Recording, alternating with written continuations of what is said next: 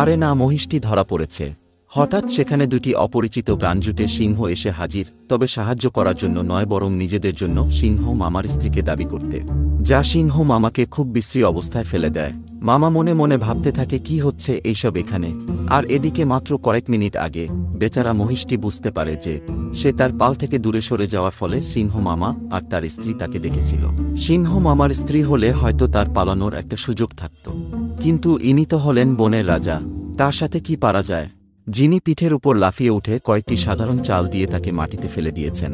এদিকে সিংহী মামি তার স্বামীকে সাহায্য করার জন্য বেচারা মহিষের পা শক্ত করে ধরেছিল যাতে এটি দাঁড়াতে না পারে। মহিষের গলা চেপে ধরেছিল যাতে পা থেকে সাহায্যের জন্য ডাকতে না পারে। ফলে এর বেঁচে থাকার সম্ভাবনা 50% নেমে এসেছে।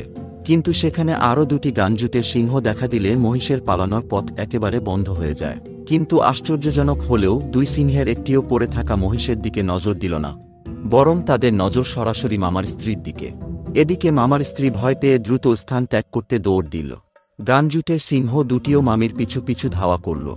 এই মুহূর্তে সিংহ মামা নিজেকে একটি বিশ্রী পরিস্থিতিতে আবিষ্কার করলেন। হাতের কাছে এত বড় একটি শিকার যা পুরো দলের জন্য কয়েক বেলার যথেষ্ট খাবার, তাই এটি মিস করা হবে একটি বড় ক্ষতি। আবার আরেকদিকে তার স্ত্রী অন্যের হাতে যাওয়ার ঝুঁকিতে। কি একটা অবস্থা! একুল রাখি না ও কুল। তিনি প্রথমে ভেবেছিলেন এই দুই অপরিচিত সিংহ তাকে সাহায্য করতে এসেছেন, কিন্তু দেখা গেল তাদের উদ্দেশ্যই ছিল তার সুন্দরী স্ত্রী। বেচারা সিংহ মামা, তার কোনো উপায় ছিল না। স্ত্রী যায় যাক, কিন্তু হাতের মুঠোয় থাকা শিকারকে কোনোভাবেই যেতে দেওয়া যাবে না। এই মুহূর্তে বেচারা মহিষের মুখ দিয়ে ফেনা উঠছিল, নিঃশ্বাস নেওয়ার চেয়ে বেশি নিঃশ্বাস ছাড়ছিল, সাথে মাথা ঘোরা, এবং তারা দেখতেছিল এর ভাগ্য নির্ধারণ হয়ে গেছে। যে সিংহ মামার 7 স্ত্রী, তার এক স্ত্রী গেলেই কি বা না গেলেই কি, আরও 6 জন তো আছেই।